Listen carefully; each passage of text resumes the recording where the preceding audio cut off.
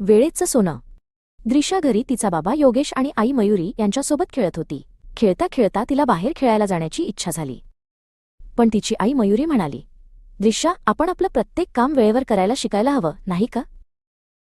बाबा योगेशने समजावले, जर आपण वेळेवर झोपलो तर सकाळी वेळेवर उठणं सोपं होतं आणि सगळी कामं व्यवस्थित होतात. आई मयुरीने तिला दररोज सकाळी वेळेवर उठणे, तयार होणे आणि तिची शाळेची बॅग वेळेवर भरणे याचे महत्त्व समजावले.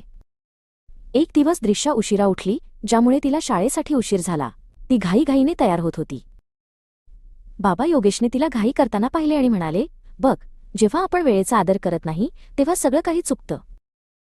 द्रिशाने बाबांचे शब्द ऐकून विचार केला आणि ठरवले, मी दररोज वेळेवर उठेन आणि माझी सगळी कामं वेळेवर करेन.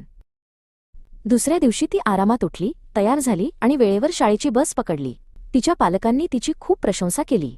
बाबा योगेश म्हणाले, वेळ म्हणजे सोनं आहे. जेव्हा तू प्रत्येक काम वेळेवर करतेस तेव्हा तुझं आयुष्य आनंदी होतं. आई मयुरीने द्रिशाला मिठी मारली. द्रिशाच्या पालकांनी तिला शिकवले की जर ती दररोज प्रत्येक पावलावर वेळेची काळजी घेईल तर यश आणि आनंद नेहमी तिच्यासोबत राहतील.